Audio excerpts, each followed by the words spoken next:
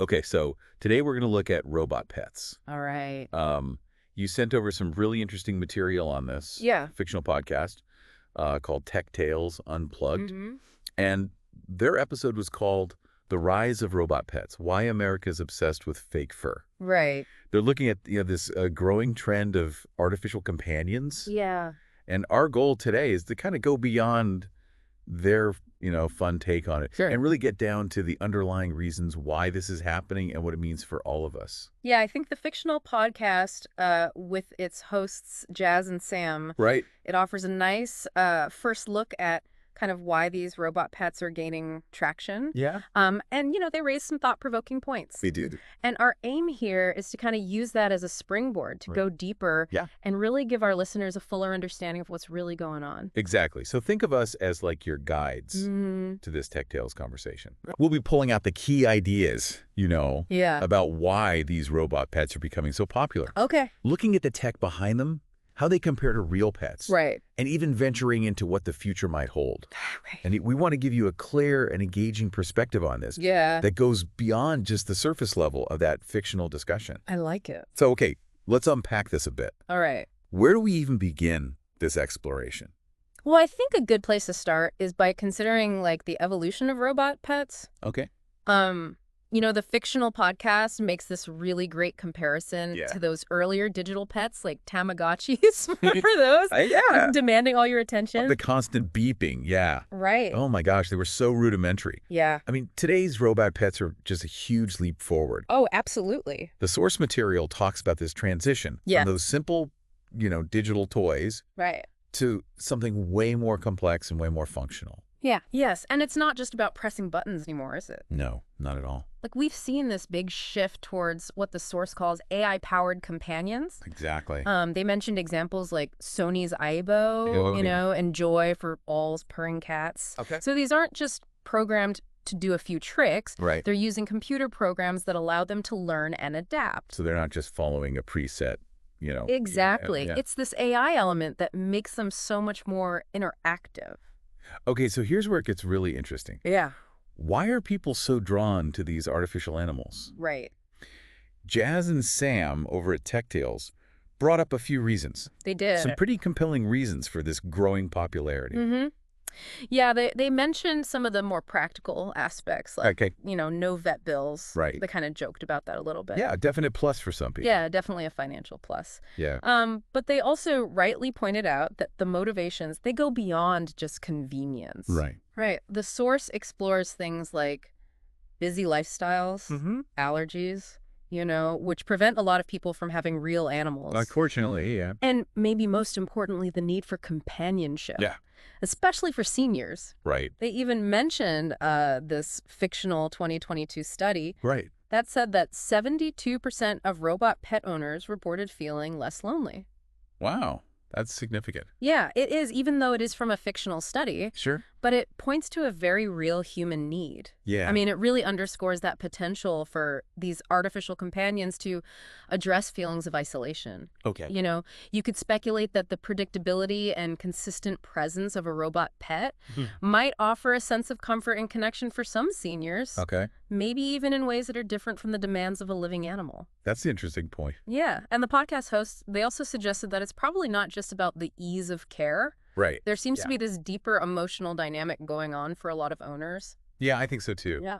Okay, so let's dig into the tech a little bit. All right. How do these sophisticated robot pets actually work? Right. What's the technology that makes them seem so lifelike? Sure. Beyond the fake fur, as Jazz and Sam so playfully put it. Right. Well, this is where advancements in sensor technology and artificial intelligence, they really come into play. Yeah.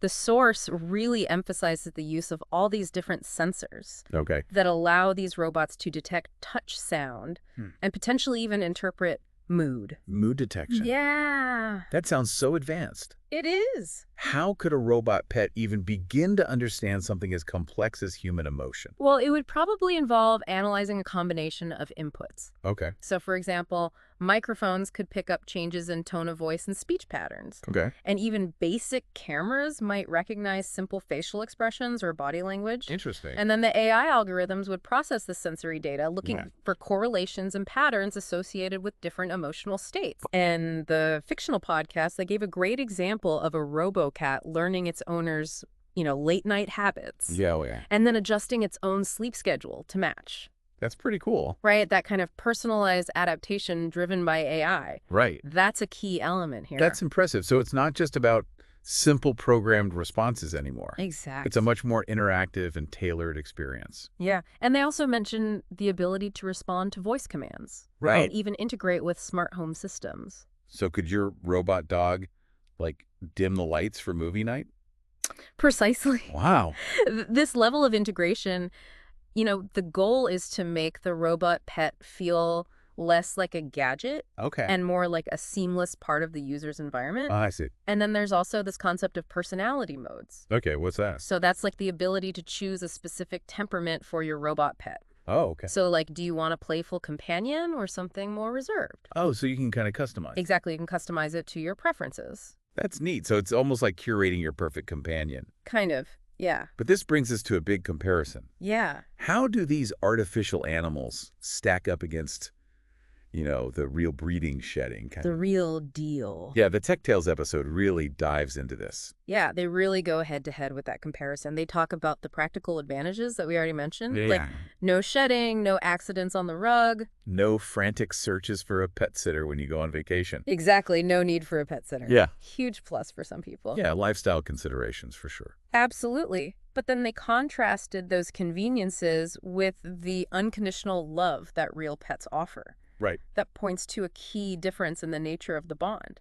Yeah. A robot can be programmed to act affectionate. Sure. Purring when you pet it, wagging its tail. Right. But the underlying emotional connection is different. It is. But the source did highlight a very compelling application of robot pets in therapeutic settings. Okay. Specifically mentioning robo-seals. Okay. That are used in nursing homes to comfort dementia patients. Oh, wow. So that suggests they can offer real emotional benefits in certain contexts. Yeah, that's a really good point. In those situations, the goal isn't to completely replicate a human-animal bond. Right. It's more about providing a calming presence. Okay. Something to interact with and get comfort from. Right. Which can be so valuable for people with cognitive impairments. Absolutely. The fictional podcast also mentioned the role robot pets can play for people with allergies. Yes. Or those who live in small spaces. Right. Where having a real animal might not be feasible. Exactly. They provide companionship without those limitations. Without the hurdles, yeah. Right. So it's about addressing a variety of needs in living situations. Yeah. But ultimately, Jazz and Sam ask a very important question. What's that? Can genuine emotional bonding really happen with a machine? That's the question, isn't it? Yeah. No matter how advanced it gets. Right. What makes a connection meaningful? And what are the essential parts of companionship? It's something we'll probably keep exploring as our relationship with technology changes. Absolutely. So looking ahead, what potential developments in robot pets did the source material mention?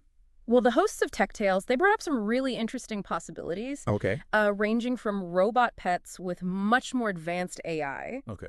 Perhaps even integrating something like the language processing we see in those large language models. Wow, so like a ChatGPT brain in your robot dog? Yeah, something like that. That's wild. And they even talked about the idea of pets existing as holograms. Hologram pets? Yeah. That's like next level. Imagine a pet that doesn't even take up any physical space. That's crazy. But the podcast also brought up some ethical considerations. They did. That come with these advancements. Right, like the potential impact on real animal adoption. Yeah. That's a big one. Yeah, from shelters. Some people might argue that robot pets could initially satisfy the desire for companionship and maybe even encourage people to adopt real animals later on. Okay. But there's also the concern that they could become a replacement for real pets. Yeah. Leading to fewer adoptions overall. Yeah, it's a tricky balance. It is a complex issue for sure. And they also brought up this really interesting point about grieving for a robot pet. Right. It might sound odd to some. Yeah. But if people form these strong attachments, right, that sense of loss when the robot malfunctions or becomes obsolete, Right. it could be very real. Yeah. And as these robots get more sophisticated and more lifelike, and have these seemingly unique personalities, Right. the bonds we form with them will likely get even stronger. Yeah, and our responses to their, eventual end will need to be addressed. So the Tech Tales episode even had a listener Q&A section. Oh, right. Which gave us some more perspectives. Yeah. One listener asked if robot pets could help with anxiety. Okay. And Jazz and Sam mentioned some findings that suggest they can. The routine of caring for something, even a robot pet with predictable needs can bring structure and purpose, which can be helpful for reducing anxiety. Makes sense. Even the act of interacting regularly could be calming for some people. Yeah. Another listener asked about robot pets for kids. Oh, yeah. And they recommended Mouflin. Mouflin, right? Yeah. That's a soft, interactive robot that uses AI to learn and respond. So it can adapt and personalize its behavior. Yeah, which is probably really appealing to kids. So to sum it all up for you, our listener, we've taken this deep dive into the world of robot pets, inspired by that really engaging discussion on Tech Tales, Unplugged. Yeah. We looked at what's making them so popular. Right. From the practical stuff to the tech advancements to the emotional needs they're meeting and what might be coming in the future. Right. And the fictional podcast gave us a great way to look at this whole idea of artificial companionship. It did. And what's so fascinating here is this intersection of technology and this very human need for connection. Yeah. As these robot companions get more advanced and integrated into our lives, it makes us think about what we really want from companionship. It does. And how technology might fill those needs. Okay, so this brings us to a final thought for you. Right. As these robot pets get more and more sophisticated and have the potential to meet those emotional needs, what does this trend tell us about our relationship with technology in the 21st century? That's a good question. And how might it change what companionship even means? Right. Are we moving towards a future where tech is a part of our emotional lives? Offering new ways to connect? Yeah. Or are there things about the bonds we have with living beings? The unpredictable joy, the vulnerability, the real presence that a machine can just never replicate.